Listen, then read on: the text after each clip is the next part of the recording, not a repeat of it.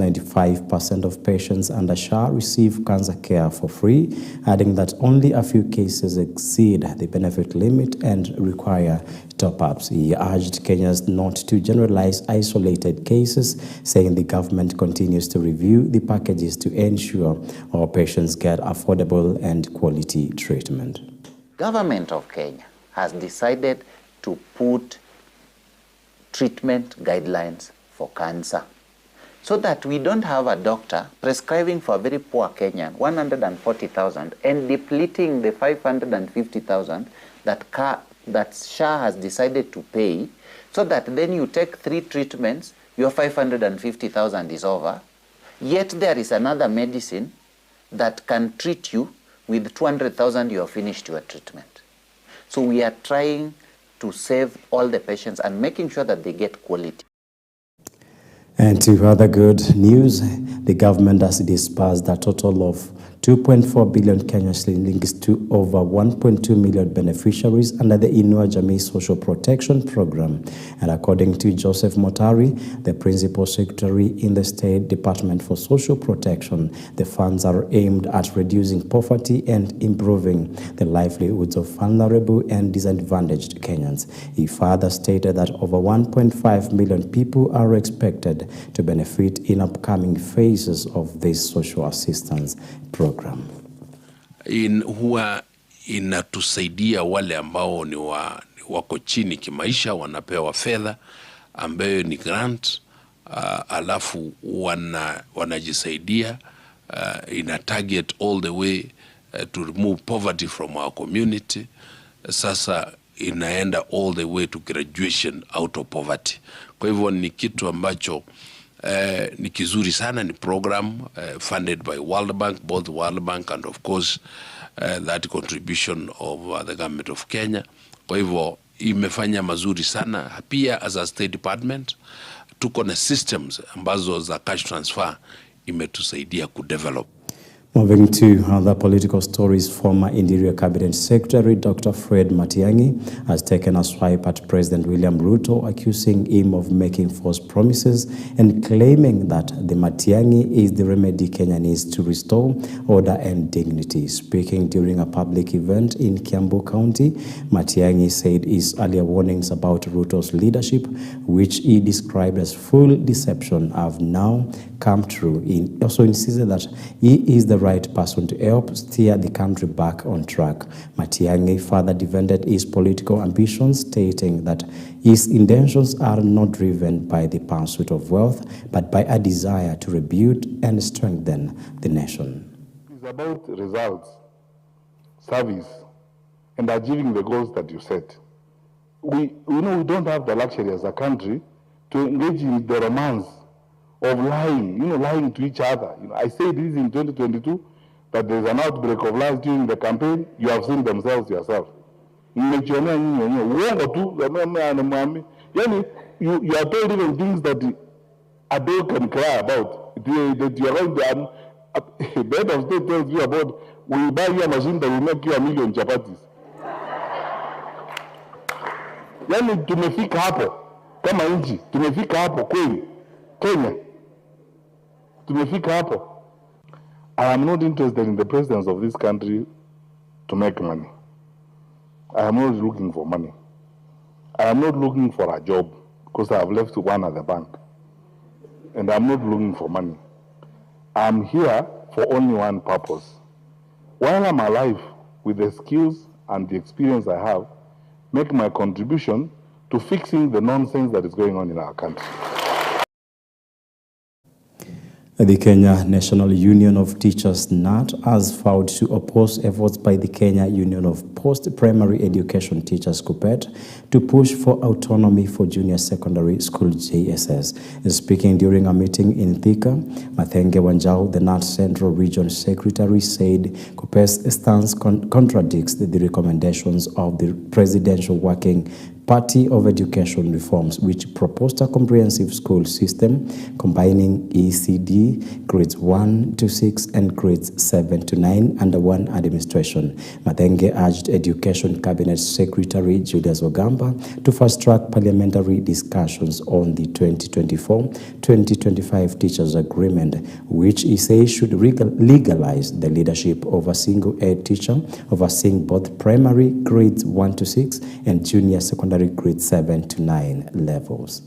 To most sincerely applaud the CS for Education, Honorable Julius Migosi Ogamba, for advising the Teachers Service Commission to maintain the status quo in the administration of our primary and junior schools. Taking those students to another school, it meant that the parents had to pay more money in both pocket money, transport, food, boarding, and so on. So it means if we do that, parents will have 6 years to pay for school fees in secondary school ladder.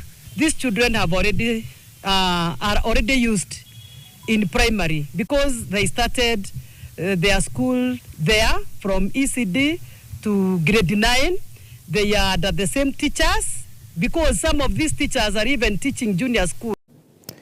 And a section of KANU party-leaning residents from Baringo County after their held demonstration lamenting what they say was a move by the government to block KANU chairperson Gideon Moi from presenting his nomination papers to the Independent Electoral and Boundaries Commission IEBC for the Baringo senatorial seat ahead of the 4 p.m. deadline today.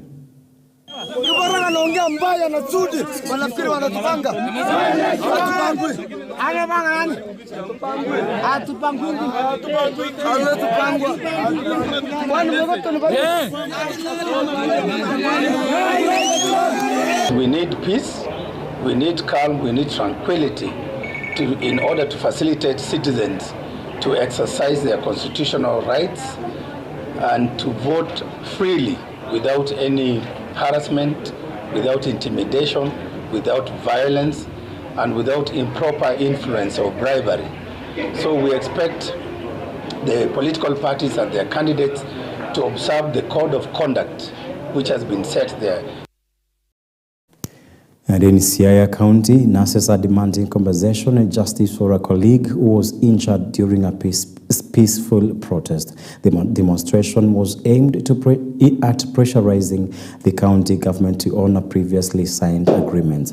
Now, in its third week, the strike has seen health workers, led by Kennedy Amisi, the secretary of the Kenya National Union of Nurses, NAN, Siaya branch protest the county's decision to send the head of enforcement, John Okoth, on compulsory leave.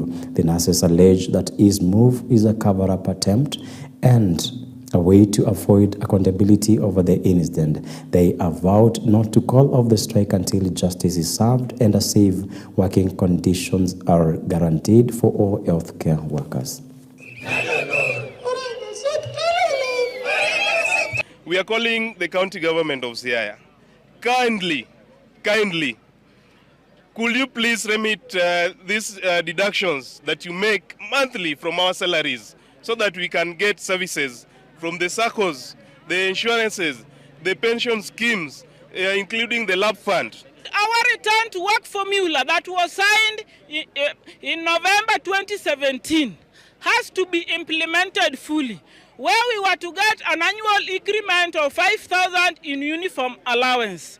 You were also to get an increase of risk allowance from 3,850 to 5,000. We were also to get an increase of nursing service allowance annually by 3,000. Senators from the Health and Public Accounts Committees have expressed their deep concern over the poor state of services at the Busia County Rivaro Hospital. This follows an inspection tour that uncovered stalled development projects and possible mismanagement of public funds. The oversight visit was led by Senators Jackson Mandango and Moses Kajwang, and during the tour, the senators discovered several incomplete and poorly executed projects and despite the allocation and disbursement of funds meant for their implementation, Senator Kajwang noted that the situation was unacceptable and called for urgent accountability measures. Senator Mandango emphasized the need for better oversight to ensure taxpayers' money is used appropriately and that citizens receive quality healthcare services, and the Senate committees are expected to compile a detailed report and summon relevant county officials to explain the discrepancies observed during the visit. Of great concern has been health services in Busia County. We have just come from the Busia Teaching and Referral Hospital. You see, this is that hospital where the county government gave a consultancy at 5 million shillings for it to be advised on whether it should be a level 4 or level 5.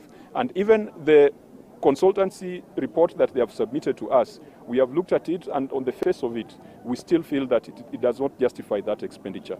Only part of this document that talks about the proposed Busia level 5 hospital is a mere 26 pages, this one.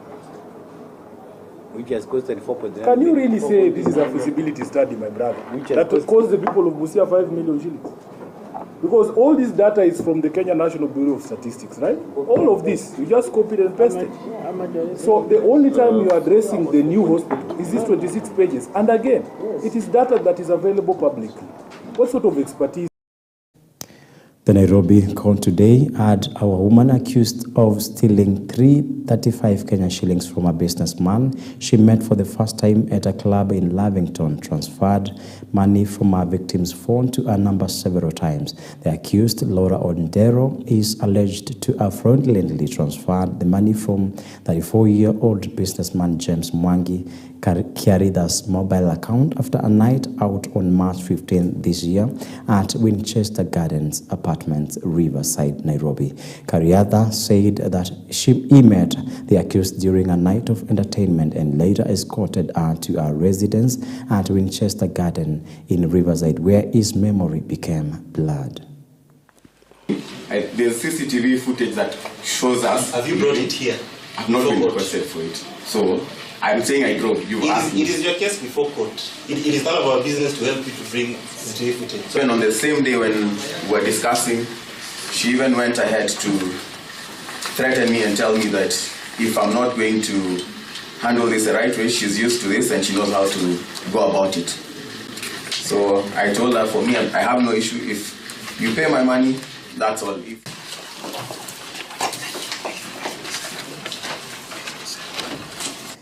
And a gospel from NYS. The National Youth Service NYS has launched a nationwide project to construct conference halls as its offices across the country. The initiative is aimed at attracting event organizers to host various functions within these facilities. According to Jen Imbunya, the Secretary of NYS, the project is intended to generate additional revenue by renting out the halls for meetings and events rather than relying on court-ordered funding or external sources. The construction is being carried out by NYS Youth, offering them both employment and practical experience in construction and project management.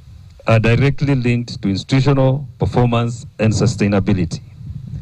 This facility will therefore serve as a hub for training, innovation, and revenue generation, contributing both to development of our members of the service and to financially and to the financial sustainability of the service. It is a symbol of renewed spirit to gain new ideas that will flourish. It stands here to enable us strengthen our leadership skills, our commercial skills, our economic skills, our social skills, and to make Kenya a better place. CIC Insurance Group has unveiled the CIC Global Balance Special Fund, a dollar-dominated collective investment scheme that marks its entry into the global investment scene. The product will give Kenyan investors access to diverse portfolio of both domestic and offshore asset investments, among them protecting investors from major market fluctuations by spreading investments across a diverse mix of assets, aiming for returns through risk management. We launched this fund at a time where there is rising demand for diversified offshore investments. The CMA reports that collective investment schemes assets have crossed the over 500 billion mark, with a growing appetite for foreign currency and offshore funds. So what we're launching today is essentially what we're calling a multi-asset and multi-strategy fund. What does that mean? Multi-asset in that we will have investments in offshore stocks like S&P 500, like European stocks, emerging market stocks. We also have investments in emerging market bonds, alternative assets, all in there. And multi-strategy in the sense that we will attack the theme of the day, the investment theme of the day. And that story from CIC Insurance brings JKS Thursdays to a short break. We'll be back in a moment. On the sign language interpretation is Laura Omondi. In Samburu County, a family is still seeking justice following the murder of their son earlier this year. The situation has taken a disturbing turn, with the family now claiming they have received repeated threats from unknown individuals, raising serious concerns over their safety. Margaret Leduda, the mother of the young man who was shot dead in Ngano village, says the threats constantly remind her of her son's painful death and have left her in a state of fear and trauma. Other family members say they are so frightened that they are considering fleeing their home to seek safety elsewhere. The family is now calling on security agencies to take urgent action and arrest the suspects who are reportedly still at large. They say justice has been delayed for far too long, and it is time for those responsible to be held accountable so that the family can finally find peace and closure. Koroga kuja kamuua yeye. Mimi kasikia risasi nikatoka kwa nyumba nikaambia nini, akanishika kwa mlango hapa akaniambia, hakuongea hata, akanishika tu na akaweka nduru tatu na akaniambia mama mimi nimeenda. Hivyo tu na mtoto wangu akiwa watu kwa sababu wanasarudi tena kuja kunifanyia kitendo kama hiyo. Sababu wananipigianga hata simu na private number na siwajui hao watu ni watu gani. Na hao watu nasikia hata hajashikwa watu wote. Sasa mimi nahofia maisha yangu sababu hii watu wanasarudi tena kunifanyia kitendo kama hiyo. Hii mama inalia sasa shauri ya hii watu. Hii watu anasumbua yeye kila siku masimu, hata anakuja tu kusunguka hapo nje. Sasa mama karibu kuenda kabisa. Sisi ndio nasoea yeye. The police have launched an investigation following a deadly night attack at the Kibingei coffee factory in Kimilili constituency, which left one security guard dead and another seriously injured. According to reports, unknown assailants are said to have stolen approximately 15 bags of coffee before fleeing the scene. Residents and local farmers have strongly condemned the incident, expressing growing fear over rising cases of insecurity in the wider Kimilili area. Kimilili Location Chief Mr. Simon Juma confirmed that man-hunt operations have begun to track down the suspects and ensure that justice is served for the victims. Wameingia hapa chenjeni wakaiva kahawa. Kila mahali sasa kahawa yote inatolewa hapa inaenda Uganda. Na kwa boundary tuko na askari. Wanatoa hii kahawa inaenda Uganda, kwa nini askari wa Kenya hapana wesa simamia hii mama? Naishi hapa kwa barabara, soko hika hapa kwa barabara karibu na hii factory. Masaa ya saa 6, saa 7, saa 8. Pikipiki zinakimbia kwa hii barabara. Magari napita kwa hii barabara marori. Ukielezea hata polisi nimewahi peleka huko report. Hakuna security, hakuna patrol. Ani hiyo kitendo. Ikiwa kuna mtu ambao pengine anafanya mambo kama hayo, yatakana alaaniwe alaaniwe kabisa. Fika kwa site na nikaitisha wenzangu ambao pia tunafanya nao, tukaitisha pia usaidizi kutoka Bungoma County kwa maofisa ambao ni wa scene of crime, wamesecure hiyo area, wanaendelea na uchunguzi. A section of Lamu residents and human rights activists have expressed concerns about numerous erected roadblocks along the BC Malindi Lamu highway, which they say have hindered the movement of persons and goods. Addressing the media in Mombasa County, the group said that businesses and the tourism industry have been affected, urging the government to reduce the roadblocks to boost economic activities. The government introduced more roadblocks along the highway to deal with the rampant insecurity cases which were caused by Al-Shabaab militants. Pale Sabaki kuna roadblock, ukenda Menjila kuna roadblock, ukenda Mpeketoni kuna roadblock, ukenda Hinti kuna roadblock, ukenda kila pahala ni roadblock, watu washuka na mabegi. Sasa Al-Shabaab wako kwenye abiria. Iwapo mwanamke mjamzito ameshikwa na uchungu na hali yake haiwezi kushughulikiwa Lamu King Fahad Hospital, ni lazima atolewe Lamu apelekwe Malindi. Lakini kwa ajili ya kafyu kama hini, inamzuia mwanamke kama yule kupata utibabu mwafaka ambao unastahiki kwake yeye.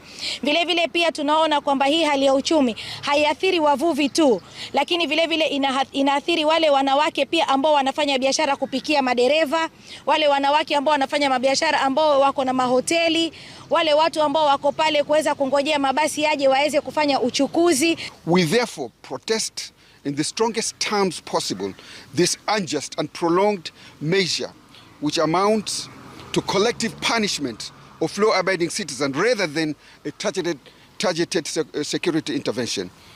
We respectfully urge your office to lift this restriction and restore free and hindered movement along the Lamu Highway without harassment or intimidation by security personnel.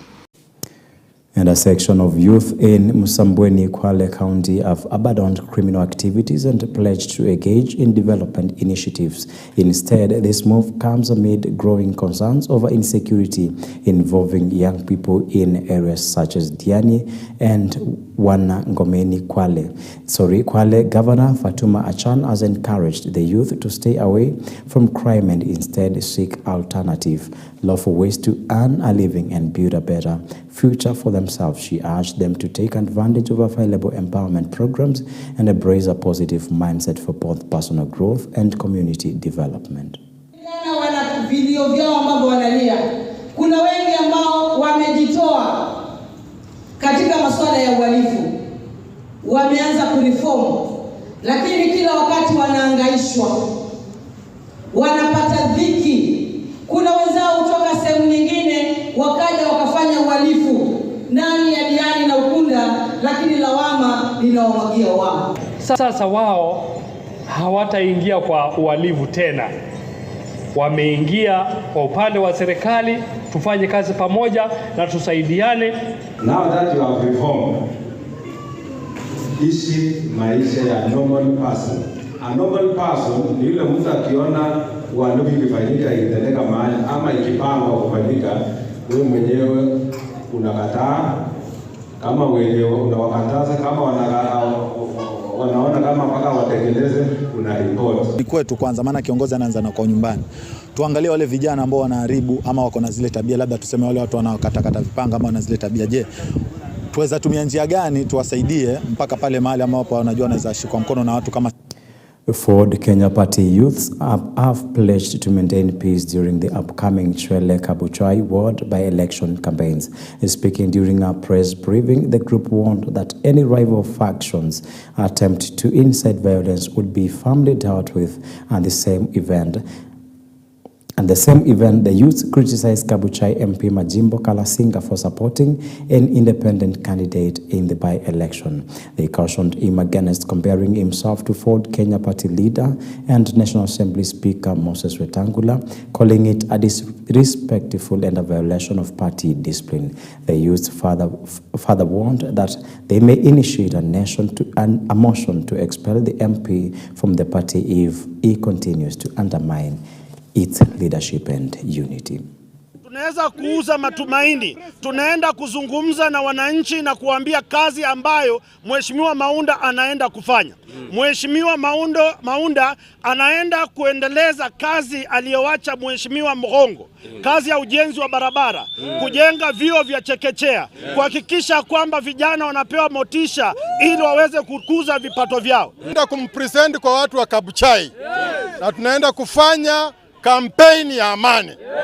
I am very sure hii kiti itachukuliwa na candidate wa Ford Kenya, ambaye ana uzoefu wa kisiasa, akisapotiwa na viongozi wa Ford Kenya, akiwemo Mheshimiwa Moses Masika Wetangula.